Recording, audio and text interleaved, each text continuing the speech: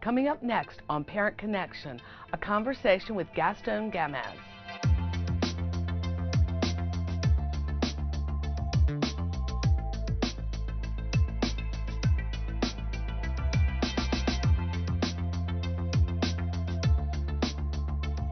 Welcome to Parent Connection.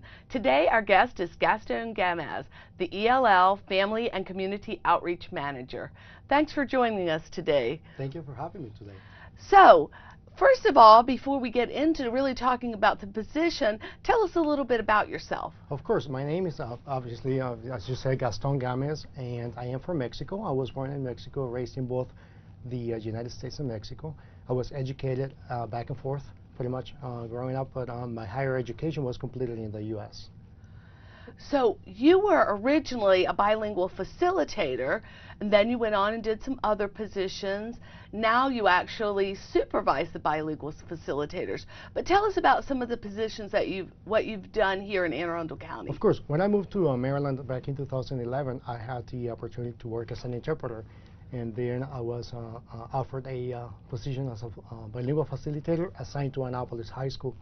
And it was such a great experience getting to know the field in the community and in the schools as well. A year later, I was promoted to the outreach specialist for the infants and toddlers and child find program. And it was such an amazing, again, experience in working in the community and doing parent trainings and completing all the referrals for our Spanish-speaking students coming in the program. And then I was offered a job with you in your office recently. So. Well, we're really happy to have you in School and Family Partnerships. And of course, our job within our office is always reaching out to parents, involving parents, figuring out how to engage parents in their children's education. And for you, a big part of your job, I know, is working with the international families, making them welcome and actually getting them more involved. So tell us, first of all, a little bit about what a bilingual facilitator does. What is the role of that in our office? As a bilingual facilitator, you wear many hats, multiple hats. You are a school ambassador, you are the liaison between the schools and the families in the community. You also are a mentor to parents and students. You are a translator and interpreter. So again, many multiple roles. But also, most of our families, they rely on us as a confidant, personal confidant. So they trust us since they have no family members or extended family in the country. So again, we are here to support our families and our schools, but mainly is reinforcing the communication between schools and families. Well, tell us how the population in Anne Arundel County Public Schools is changing in regards to international families. Well, it has grown for the past decade. In the recent years, we have seen an influx of families coming from all over the world, specifically from Mexico and Central America. So I believe last year we had a total general population enrollment of 82,000 students and about 11,000 ELL or international families or students, I'm sorry, involved in our schools. Where do most of the countries, or what are most of the countries that our families are coming from? We know they're coming from all over the world, so we have international families from every country, but where are most of our international families coming from now? Most of them are from Mexico and Honduras, El Salvador, and Nicaragua. Okay, and what do you think is our role in really trying to work with the families and show them how the difference is between education in their country and in our country? Many of our families, they have little or no education at all from their country, so we work hand in hand with them to show them the education system in our country, specifically in our county. When it comes to attendance, the importance of being coming to school, sending their students to school every day, being on time, and also for the parent to participate in any parent event that are being offered from the schools. I know that as I work with staff and with some of the families, that is one of the big obstacles. In our country, we expect that families and parents and extended family are going to be involved in their students' education. It's something, the homework part of it is something that we extend in so that we send that home. We want the parents to see what the students are doing and engage in that, as well as wanting them to come into the schools. But that is different than in many of the countries that they're coming from. It is different. In some of their countries, they don't expect the parent to participate at all in their child's education. So it's I would say, a struggle for some families to understand the importance of them participating on their daily students' activities, such as homework, how to help you with the homework, or how to call the school, or just to send a note. So it's not common for them. So we have to help them to understand and train them how to do that as well. Well, let's talk about what do you see as some of the obstacles that these families are facing, that just obstacles in general, and then obstacles that might stop them from being engaged? Many obstacles, but I think the main one will be the language barrier.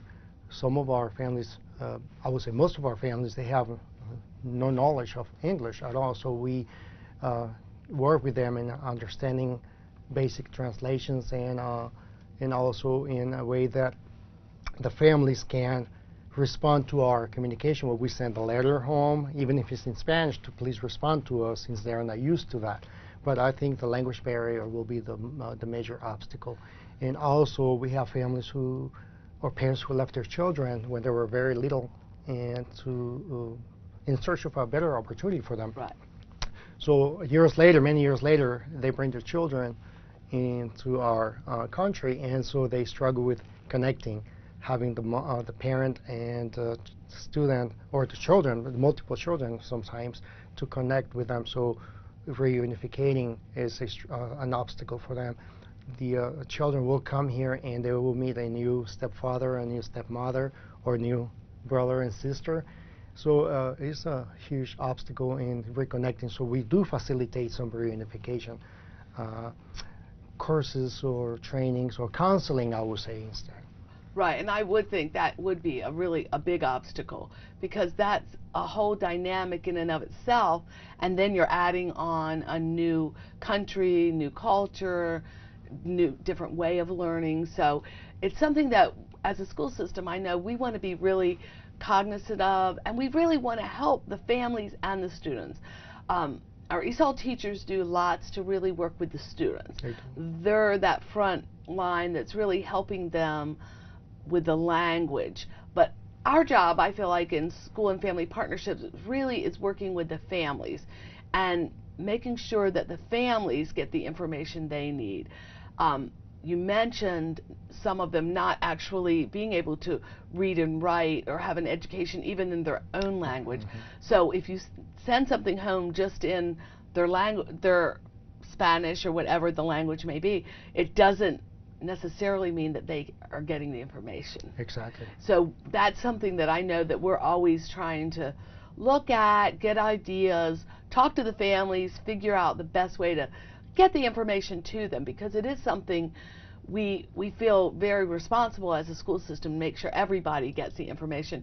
And every parent, no matter where your origin is, you want the best for your families, and lots of these families have really gone through enormous struggles to get here for a better life for their families. So, you know, sometimes we hear people talk about they should just learn the language and things like that, but I certainly know as someone, if you're traveling in a different country and you don't know the language, it's not something you can pick up overnight as an adult. It's something that you do get, but children get it a lot faster than adults do. It is true. That is for sure. The younger, the easier for someone to learn the language. Which is what we see with our young ESOL students. Mm-hmm.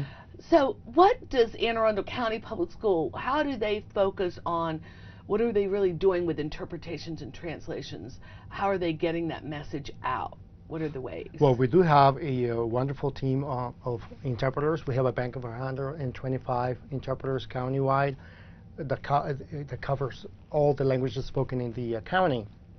And we have a way of requesting an interpreter via Fluency, which is a website that is part of our school system. And we train some key personnel at schools and administrators, as well as some ESOL teachers who have access. We grant them access to the Fluency website, so they can request the interpreter or interpreters needed for a specific event or a parent-teacher conference, perhaps, in any language. So all they have to do is have access to it and request it, and find the specify the location and the time that they need the interpreter or interpreters. We also have besides the wonderful team of bilingual facilitators, we have some other interpreters who are willing to help us on a daily activities in our schools.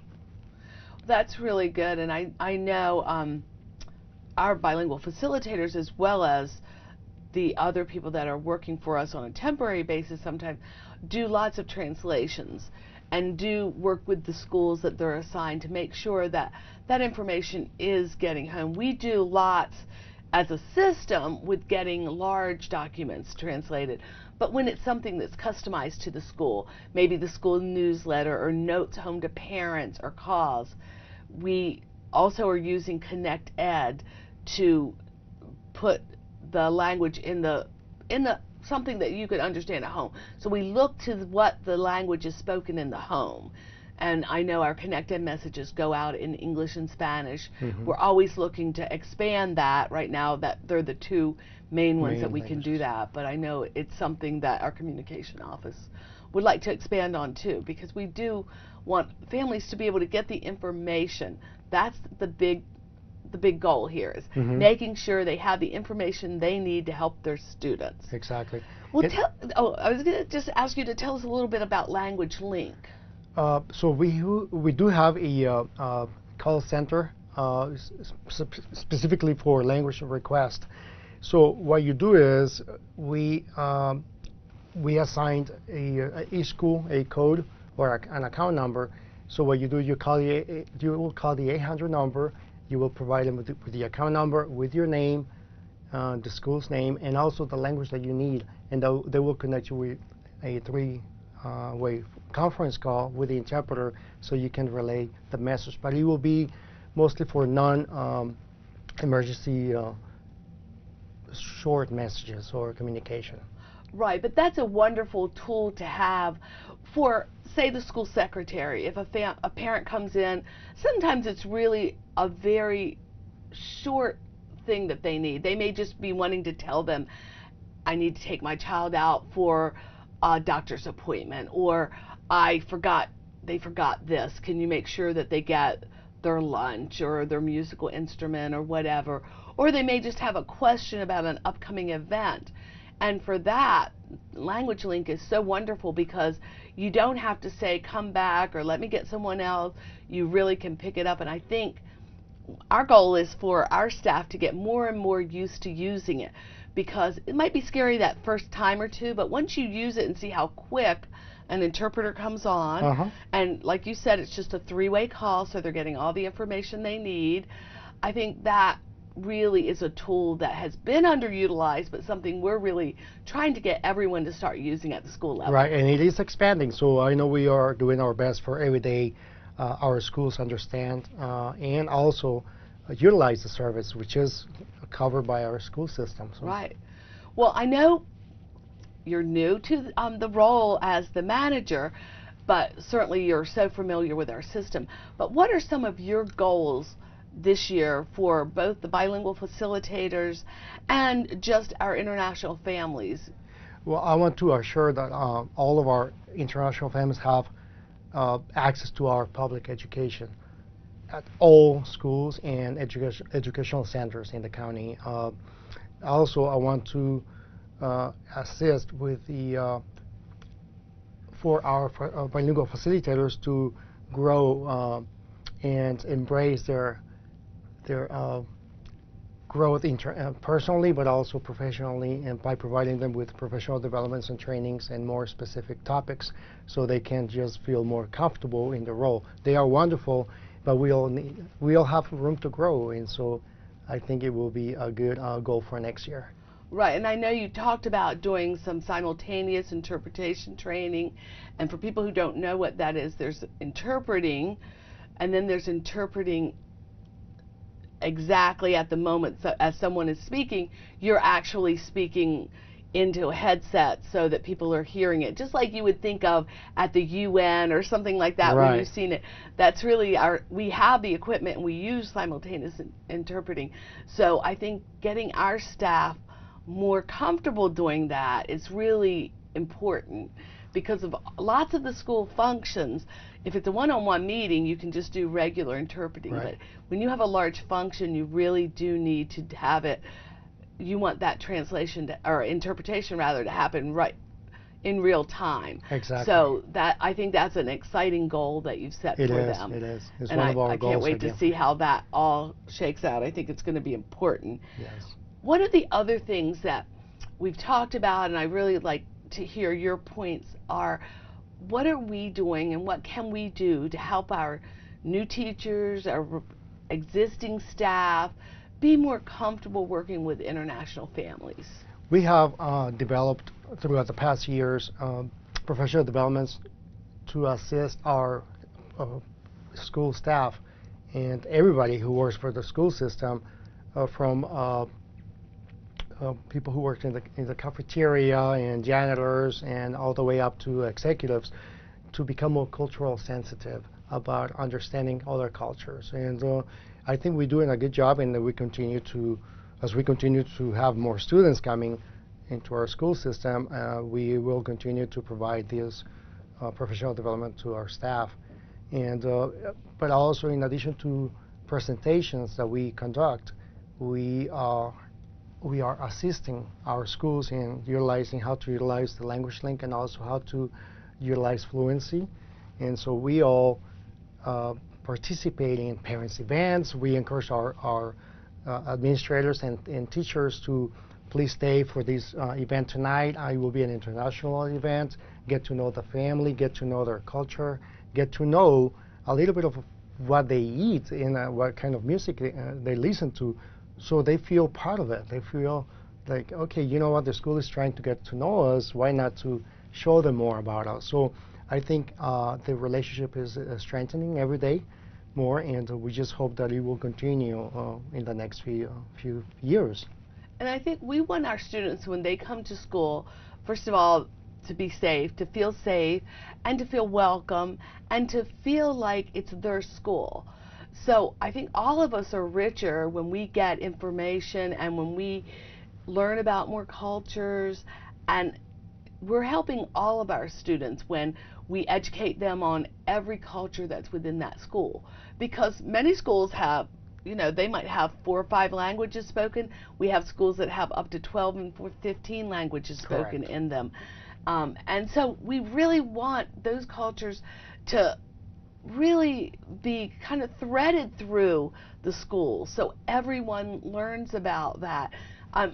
Anytime we can learn something new and learn about other people, we're really helping our students. I mean, that's going to help them as they go out in the world, and we want them to be successful. Exactly. And of course, the world, you know, it's made up of lots of different people. So the more you can work with and find out about people, I think the better you are, the more successful. Exactly. So I know you are going to have some TV shows as well. So tell me a little bit about your TV show that you're going to host. So I'll be interviewing parents or people who are part of the community who are from other countries and have been educated as me, as well as me in their country, and also continue education here, or they just had education in their country, but I would like to know more about how was it? You know, how did it go? Do you go to schools with girls and boys together? Was your parent or were your parents involved in your education?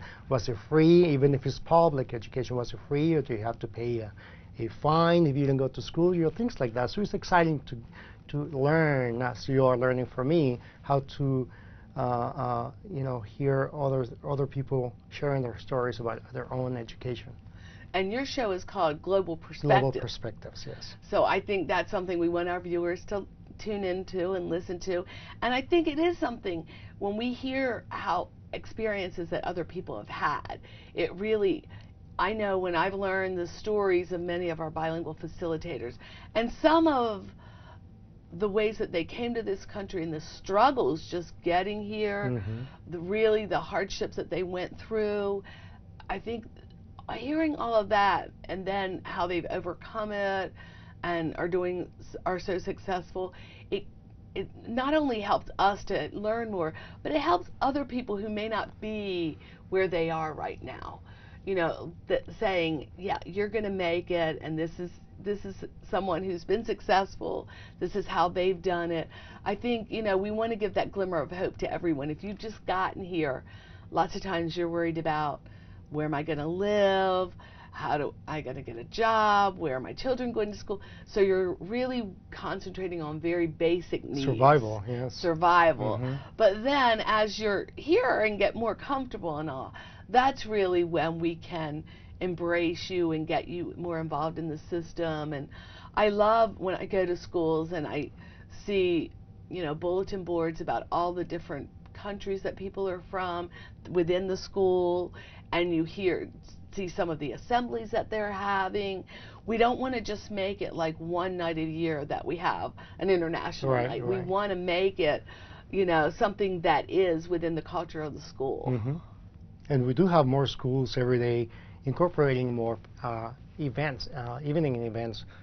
They want to connect with the family, and they want to connect with the, you know, with the extended family as well. Bring your grandmother, bring your uncles and aunts. So they want to be able to understand the whole family, and I think it's important that you get to know them a little bit more, so you can offer more services and maybe be more compassionate about, you know, what families are going through when they get here, so you can be part of that culture as well. And I know we've had, you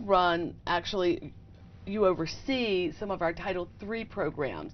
So tell us a little bit about some of the programs that will be going on in different schools, not necessarily specific schools, but what are some of the programs that either our school staff or our bilingual facilitators are going to be offering this coming year? So for example, for the next school year, we have approved 45 Title III programs. Title III stands for monies that are coming from the federal government, and so we utilize it targeted to ELL or international families. The topics vary from basic literacy, early literacy, or homework help, also dealing with behaviors, emotional behaviors with the children, or maybe their own behaviors as well, emotions as well, and English classes for adults. So we have several topics all over the county in different pockets with high population ELL families or international families who are interested in participating. So we have many programs. We have school counselors, we have bilingual facilitators, ESOL teachers, administrators running the program. And so they all participate and come together to have this wonderful event, maybe once a month, 3 times a year, 6 times a year. Some, like our English classes, are once or twice a week starting in September. So it will be pretty much an ongoing activities for the community in general. And I think that's really important, that schools get to pick. We don't tell them this is the program that you need to run. They look at their population, they look at the needs within the community and within their parent group, and then customize the classes. Right. I know I have been a guest and gotten to see some of the women's groups that they've held. And one of it wasn't the objective, I guess I would say, of the class, but one of the secondary things that was really wonderful about it is they came in, and what they were really learning is honestly how to navigate the school system, what's expected of your child, what's expected of you as a parent. So some of the basic things, but what we really saw happening, and now they've expanded throughout the county in many different places, is these were people who they all had similar backgrounds. They were from different countries, but they didn't know each other. So by offering these classes, then they started to have friendships, and then they had this group that they felt a part of, and they would come to the school for the classes. But not only that, then they would start coming to volunteer, and they were like, oh, are you going to this event? Well, then I'm not quite as afraid to go to it if I think I'm the only person, and especially if they're nervous about their language, if they're nervous about their level of understanding, and we know they're going to be an interpreter there, but there's still a little, that I really have seen building that community has been a side effect of almost all of the Title III programs. And exactly. As you said, that is specifically geared, that money has to be spent on working with international families, and we take it really seriously. We do. To make sure that every dollar is serving a good purpose and is going to help our families really help their students, because at the end of the day, helping your student be more successful is all of our objective. That's exactly. what we're all trying to do. Exactly. And again, we do have many programs, and they are wonderful. They have different purposes or objectives, but at the end of the day, as you said, the student will benefit by training the parent and becoming a better parent, a better listener, a better communicator within their family members, and also communicating back with the school when we are asking them for any information or volunteer. We would love for them to volunteer. We would like to see more international parents to volunteer and see how they connect and how they become closer, and they build a relationship in a small community within their community. Some families, they have nobody here. So by coming to our schools and participating and getting to know other parents, it's such a wonderful experience for them. And also it's nice to see them grow in the community. Exactly. And it also, their students, seeing them come to that school and be involved and coming in to do things, that gives the student a sense of pride, because all students, even when they get to an age where they say they don't want their parents there, they really love to see their parents there, and they like the fact that their parents are there to help them. And it just, I think it really is just a wonderful way to engage all families. I really want to take the time to thank you for being here today. We're looking forward to all the wonderful things that you're going to do with the ELL outreach programs and with our bilingual facilitators, and we welcome you to Anne Arundel County Public Schools. Thank you. Thank you for having me here today. Appreciate it. And thank you for joining us on Parent Connection. Until next time.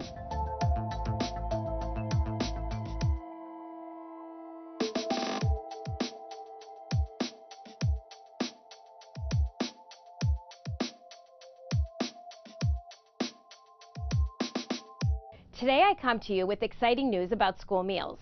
School meals offer students a healthy school breakfast and lunch. Every day, students are offered unlimited choices of fresh fruits and vegetables. Students are encouraged to select up to 2 cups of fresh produce each day at lunch from our unique salad bars.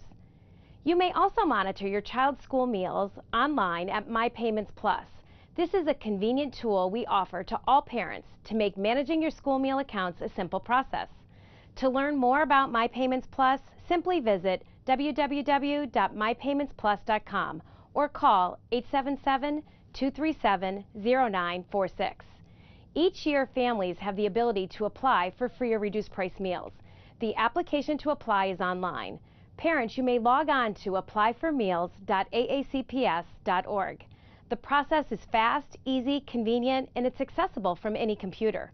Remember, if you received meal benefits last year, you must complete a new application each school year.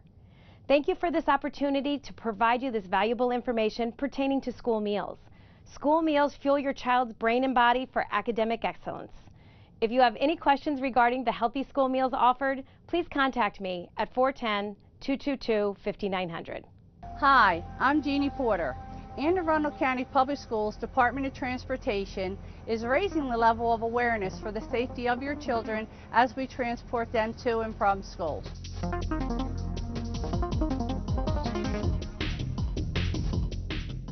When a school bus stops to load students, as a driver, this is what you will see. At 150 feet, the bus will activate hazard lights. At 100 feet, the bus driver will activate the amber lights. They will start slowing down.